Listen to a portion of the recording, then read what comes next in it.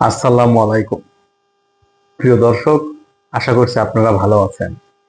আজকের আলোচনার বিষয় শেখ হাসিনা দেশে ফেরার প্রস্তুতি নিচ্ছে। কতটুকু প্রস্তুত ইউনূস সরকার? এই বিষয়ে আমার মতামত, ইউনূস সরকার ব্যাপক প্রস্তুতি নিচ্ছে, উপদেষ্টারা এবং ছাত্র সমন্বয়করা। আপনারা বলতে পারেন এটা কিভাবে বললাম? হ্যাঁ, আমি খুব সঠিক তথ্য নিয়েই বলছি যে তারা ব্যাপক প্রস্তুতি নিচ্ছে।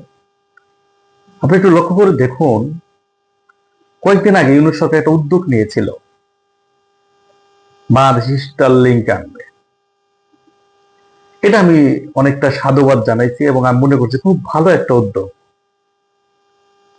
কয়েকদিন আগে কয়েকটা নিউজ থেকে আমি দেখতে পারলাম যে স্টারলিংকে অফার করা হয়েছে লোকাল পার্টনার হিসেবে গ্রামীণ ফোনকে।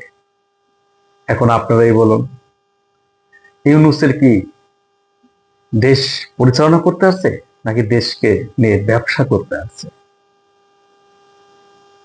স্টারলিংকের সাথে যোগাযোগ আগেই করেছিল শেখ হাসিনা সরকার, কিন্তু ইউনূস যেভাবে তৎপর হয়ে উঠলো, ইলন মাস্কের সাথে কথা বলার জন্য যেভাবে ব্যাকুল হয়ে উঠলো, আমি ভাবলাম এটা হয়তো বা দেশের ভালোবাসা থেকে, দেশের মানুষের কষ্ট থেকে, যে পাহাড়ে অঞ্চলে যারা আমাদের গ্রামের প্রত্যন্ত অঞ্চলে থাকে তারা খুব ভালো ইন্টারনেট সার্ভিস পাবে। পরে দেখলাম আসলে সে সেইটা চিন্তা করে নয়, সে তার ব্যবসা প্রতিষ্ঠা করার জন্য এটা এত তৎপর হয়ে উঠেছে। এটা কি আসলে প্রস্তুতি নয়? এটা অবশ্যই খুব ভালো প্রস্তুতি। কারণ ইউনূস জানে যে আমার সময় ঘনিয়ে আসছে, যখন তখন শেখ হাসিনা চলে আসবে, আমার তো বিচার শুরু হয়ে যাবে। যে কারণে সে কিন্তু ব্যাপক প্রস্তুতি নিচ্ছে। আপনি লক্ষ্য করেছেন, কয়েকদিন আগে জাতিসংঘের মহাসচিব আসলে দুই একদিন আগে তিনি বলছেন রোহিঙ্গা ক্যাম্পে ক্ষুদ্র ঋণ ব্যবস্থা করা যায় কিনা। তার মানে কি রোহিঙ্গাদের স্থায়ী করা। সে বিভিন্ন মিডিয়াতে বলছে আমরা ইন্টারন্যাশনাল কথা বলতেছি, রোহিঙ্গাদের কিভাবে ফেরত দেওয়া যায়। আরেক দিকে সে রোহিঙ্গাদের ক্ষুদ্র ঋণ দিয়ে স্থায়ী করার চেষ্টা করছে। মানে এখানেও তার ব্যবসা। মানে এই বয়সে এসেও সে দেশ পরিচালনা করবে না দেশকে নিয়ে ব্যবসা করবে? এগুলো তো আমি মনে করছি ইউনূসের ব্যাপক প্রস্তুতি। কারণ আপনারা দেখেছেন, যখন চলে যেতে হয় কোথাও থেকে, যদি কেউ একবারে চলে যায় সে কিন্তু ঘটি বাটি সব গোল করে কোনোটা ফাইলে রাখতে চায় না। তো ইউনূস এখন চিন্তা করছে যে যে টাকা কামাইতে পারবো সেটাই আমার সম্পদ। যে কারণে আমি মনে করছি এটা ইউনূসের ব্যাপক প্রস্তুতি। এবং সমন্বয়করা বলবেন, ছাত্র উপদেষ্টারা বলবেন। আপনি লক্ষ্য করেছেন এক ওয়াসাতে কত লোক এই নাহিদ ইসলামের রেফারেন্সে ঢুকছে, এই উমামার রেফারেন্সে ঢুকছে, বিভিন্ন উপদেষ্টাদের রেফারেন্সে ঢুকছে।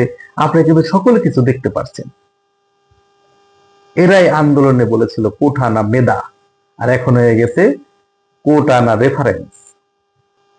স্বাধীনতার পরে মুক্তিযোদ্ধা কোটা থেকে বাংলাদেশে পরীক্ষার মাধ্যমে, মেধার মাধ্যমে, ভাইবা বোর্ড সকল কিছু টিকার পরে তাদের কোটা বিবেচনা করা হতো। সেখান থেকে মাত্র 43,000 মুক্তিযোদ্ধার সন্তান পরিবারের লোকজন চাকরির সুবিধা পেয়েছে। আর এই 7 মাসে 80,000-এর উপরে নিয়োগ পেয়েছে, যার কোনো নিয়োগ প্রজ্ঞাপন দেওয়া হয় নাই, যার কোনো পরীক্ষা দিতে হয় নাই, কোনো মেধা টেধা কিছু নাই, ডিরেক্ট রেফারেন্স। এখন আর কোটা বা মেধা নাই, এখন আর হচ্ছে শুধু রেফারেন্স রেফারেন্স। এই হলাম বর্তমান অবস্থা। তো আমি তো দেখছি যে এগুলা আসলে তাদের প্রস্তুতি। কারণ তারা তো বুঝে গেছে যে তাদের চলে যেতে হবে, যে কারণে তারা যেখান থেকে যেভাবে পারছে শত শত হাজার হাজার কোটি টাকা দেশ থেকে লোপাট করে নিচ্ছে। যে কোমলমতি শিক্ষার্থীরা বই পাচ্ছে না, সেই বই ছাপানোর কমিশন থেকে 400 কোটি টাকা নিয়েছে। চিন্তা করা যায় এরা কতটা দানব হয়ে উঠেছে, কতটা ভয়ানক হয়ে উঠেছে। ইউনূস দেশ মেরামতের কথা বলে, ইউনূস তার ব্যবসা মেরামত করতেছে। সে স্টারলিংক আনবে, তার লোকাল পার্টনার গ্রামীণ ফোন। সে রোহিঙ্গাদের ক্ষুদ্র ঋণ দিবে, সেটা জাতিসংঘ থেকে বলানো হচ্ছে, সেটাও কি গ্রামীণ ব্যাংক। মানে একটা লোক কতটা অর্থলোভী হলে, কতটা নিম্ন মন মানসিকতার হলে এইরকম একটা ব্যক্তিকে নোবেল দিয়েছে, এটাও তো আসলে আমার কাছে অবাক লাগে। এ তো আর কয়েকদিন সুযোগ পাইলে দেশটাকে বিক্রি করে দেবে, কিন্তু সেই সুযোগ আর পাবে না।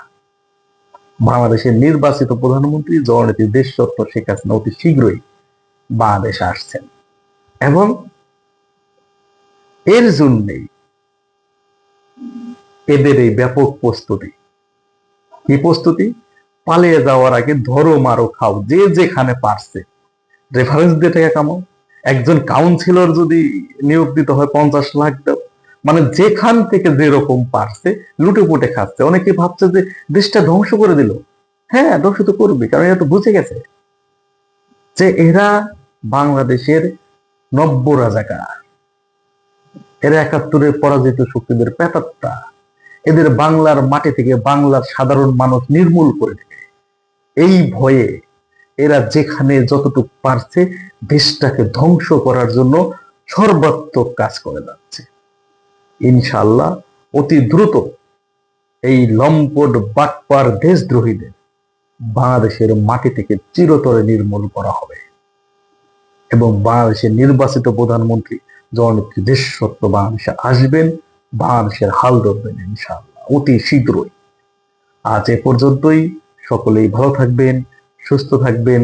আসসালামু আলাইকুম।